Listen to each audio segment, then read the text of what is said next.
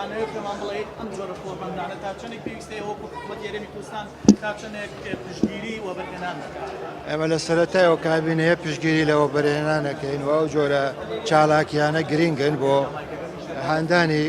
خەڵکێک بۆ ئەوەی وەبەرهێنان لە هەموو سێکتەرەکان لە هەرێمی کوردستان لە هەموو شار و شارۆچکەکان ئینشاءڵڵا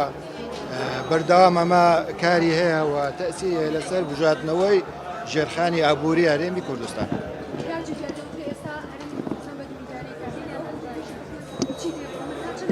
هیچ بنەمای نییە، ئەسڵ و ئەساسی نییە، یەک ئیدارەیە. بۆ لە موودا دابەشکردنی موچە چۆنە بە زۆر باس لەوە کرێکە بە شێوازی ئەلکترۆنی موچە دابەشکرێ بە تایبەتی بۆ بڵین خانشینان. ئەم هەنگاوەکەی دەست پێکە چۆن دەست پێەکەن و لەسادا سەرۆکی جوڵانەوەی دەویە باس لەوە کاکە حکوومەت گەرێن لە ماوەی 3 ساڵی ڕابردووە نزیکەی 22 ملیار دۆلاری بەهەندەر یان دیار نییە ئێوە کوردستان چێ لەسەرەوە؟ ئێمە وەڵامەکەمان داوەتەوە سەبارەت بە مەسەلەی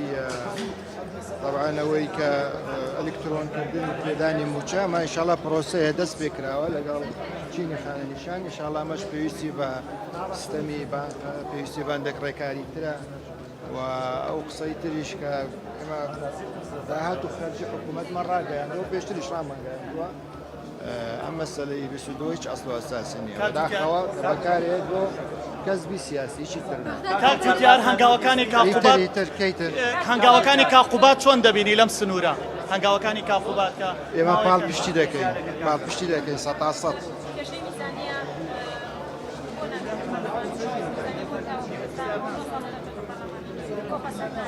مەسەلەی میزانیە یا قانونی موازنە علاقەی بە ئێمە و بەغداوایە نازانی تاکۆ ئێستا ئەو داهاتەی کە بۆ ئێمە دانراوە چۆن اتفاقی لەسەر دەکرێت ئەمە بەشێکە کە ئەبێ